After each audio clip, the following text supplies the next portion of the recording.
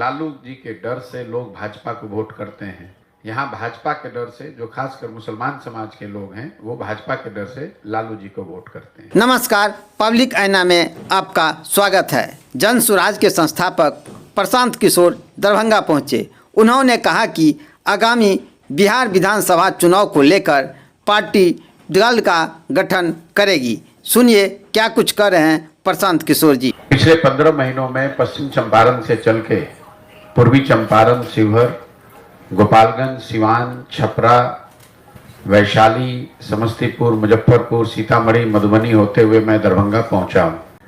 सिर्फ और सिर्फ 4 मुद्दों पर ही बिहार में पिछले 30-35 साल से वोट पड़ रहा है।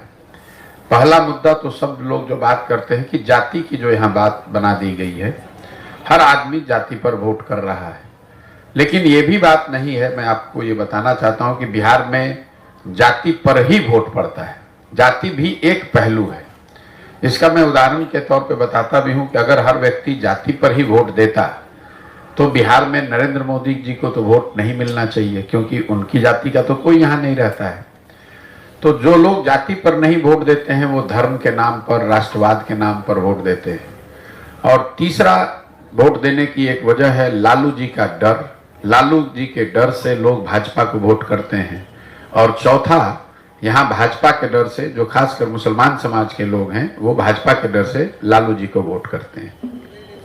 तो कुल मिला जुला के अगर 100 लोग बिहार में रहते हैं तो 20% करीब 18 से 20% जो मुसलमान है वो सिर्फ इस नाम पर वोट कर रहा है कि भाजपा के डर से उसको लालू जी को वोट करना है। 20-25% आबादी ऐसी है जिसको भाजपा बिल्कुल पसंद नहीं है, लेकिन वो लालू के डर से जाकर भाजपा को वोट कर देता है। और जो 50% बच गया उसमें जाति, धर्म, राष्ट्रवाद, प्रोग्राम सब कुछ उसी में है। तो मेरी अपनी समझ है कि जब तक लोग अपनी समस्याओं पर वोट नहीं करेंगे तब तक, चाहे आप किसी को वोट दे दीजिए, कांग्रेस को दे दीजिए, भाजपा को दीजिए, प्रशांत किशोर को दीजिए, लालू नीतीश को दीजिए, ये सुधार होने वाला नहीं है। तो पदयात्रा का पहला उद्देश्य है कि गांव-गांव में जाकर बड़ी रैली सभा करके नहीं, लोगों को 100, 50, 200, 500 लोगों को बैठाकर इस बात को समझाया जाए कि आप अपने और अपने बच्चों के भविष्य के लिए वोट करिए।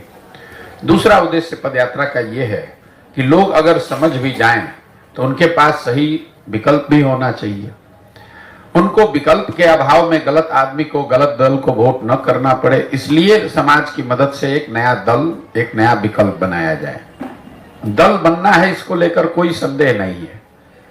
ये घोषणा मैंने 5 मई 2022 को ही की है। जब पदयात्रा शुरू करने की घोषणा की, तभी घोषणा की है कि दल बनना है।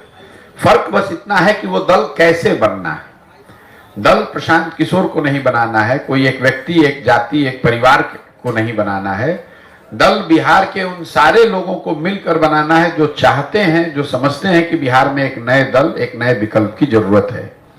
हमारी भूमिका एक कुम्हार की है। जैसे अगर मिट्टी और चाक न हो तो घड़ा नहीं बन सकता है, लेकिन अगर कुम्हार के पास अच्छी मिट्टी और चाक मिल जाए, थोड़ा सा वो सहारा दे, तो अच्छा घड़ा बन सकता है।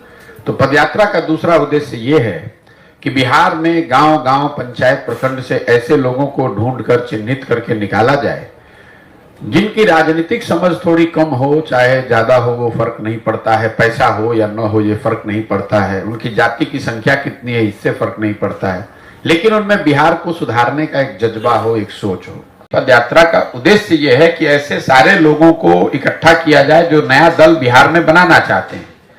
यहाँ के जो आंकड़े हैं, सर्वे है, वो बता रहे हैं कि करीब करीब 50 से 55% बिहार के लोग ये चाहते हैं या समझते हैं कि बिहार में कोई नया प्रयास, नया विकल्प होना चाहिए। उन 50% लोगों को अगर आप इकट्ठा करेंगे तो 6 करोड़ लोग हो जाएंगे।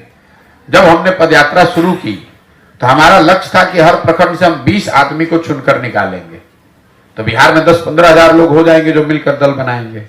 अभी करीब करीब 2 से 2.5 हजार लोग हर प्रखंड से, जन स्वराज से जुड़ते हैं।